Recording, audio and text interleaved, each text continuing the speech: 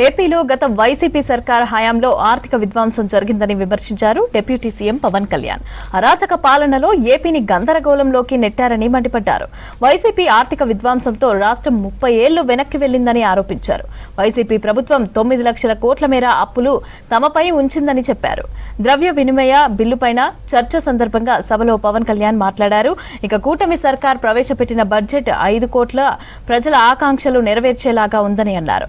బడ్జెట్లో చంద్రబాబు దూరదృష్టి, దక్షత, దార్శనికత అడుగడుగునా ఉందని చెప్పారు.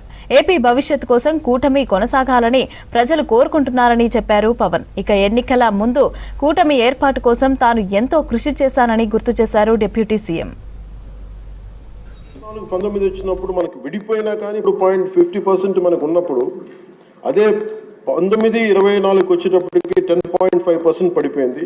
కానీ మనకి 9 లక్షల పైచులకు అప్పు ఉండి ఇన్ని మనకి పోలవరం లాంటి ప్రాజెక్ట్ని నిర్వీర్యం చేసి అమరావతిని కట్టకపోయినా కానీ స్టిల్ మనకి ఇన్ని దెబ్బలతో పాటు మన ఎదురు దెబ్బలు తింటూ కూడా గౌరవ ముఖ్యమంత్రి గారి ఆధ్వర్యంలో నాయకత్వంలో రాష్ట్ర ప్రభుత్వం 24-25 సంవత్సరాలు 11.75 ఆర్థిక అభివృద్ధిని చూపించిందంటే ఇది ఎంత బలమైన దారితో కూడిన ఈ లీడర్షిప్ ఉందో మనకు తెలియజేస్తా ఉన్నది.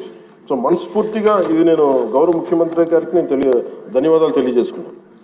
అలాగే క్యాపిటల్ ఇన్వెస్ట్మెంట్ ఇన్ఫ్రాస్ట్రక్చర్ డెవలప్మెంట్కి 2019-24కి మనకి వాళ్ళకి 16,000 కోట్లు వస్తాయి. ఈ ప్రభుత్వం రాగానే 24-25కి 32,712 కోట్ల రూపాయలు ఇన్ఫ్రాస్ట్రక్చర్ డెవలప్మెంట్ కానీ క్యాపిటల్ ఇన్వెస్ట్మెంట్ కానీ పెట్టింది. అలాగే 25-26కి 53,915 కోట్ల రూపాయలు ఇవ్వడం మనకి కేటాయించడం జరిగింది. ఇది చాలా బలమైన మనకి ఆశయాలను ముందుకు తీసుకెళ్తా ఉంది అధ్యక్ష. దీనికి మేము కోరుకుంటుంది కూడా ఈ అలయన్స్ చాలా బలంగా ఉండాలి అనేది నా ప్రజల సభ్యులందరికీ కూడా నేను నా ఆకాంక్షని, నా ఆశయాన్ని తెలియజేస్తాను. నేను ఎందుకు ఇంత తపన పడ్డాను, రాష్ట్ర విభజన జరిగినప్పటి నుంచి ఆంధ్ర రాష్ట్రం వెనుకబాటు పడిపోయింది, దీనికి ఎవరు ముందుకు తీసుకెళ్ళలేము అనుకున్న దాంట్లో నేను ఏమీ ఆశించకుండా 2014లో మన అలయన్స్ కోసం నేను కష్టపడ్డాను. 19లో కూడా ఉండాలని కోరుకున్నాం, అది పరిస్థితుల్లో కుదరలేదు. కానీ 24 వచ్చేటప్పటికి పార్టీ పరంగా అన్ని తగ్గి అన్ని రకాలుగా ఎందుకు పెట్టానంటే ఇది నేను పార్టీగా కంటే కూడా నేను ఇండివిజువల్గా సాధించడం కంటే కూడా నేను కోరుకుంది 5 కోట్ల మంది ప్రజల ఆకాంక్షల్ని, ఆశయాల్ని ముందుకు తీసుకెళ్లాలని నా తపన.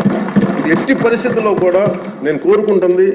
ఇప్పుడిప్పుడే మనం చిన్నపాటి ఒక 1 పాయింట్ అభివృద్ధి చూసాం. మనం ఇప్పటికి ఇది ముందుకెళ్ళి ఇంకా మన ఆకాంక్షలను, ఆశయాలు ముందుకు తీసుకెళ్ళాలి అంటే ఇది మనలో ఉన్న ఏమన్నా సరే చిన్న సవరణలు ఏదైనా చేసుకుంటే అందరూ ముందుకెళ్ళాలి. ఈ ప్రభుత్వానికి, ముఖ్యమంత్రి గారికి బలంగా నిలబడాలని మనస్ఫూర్తిగా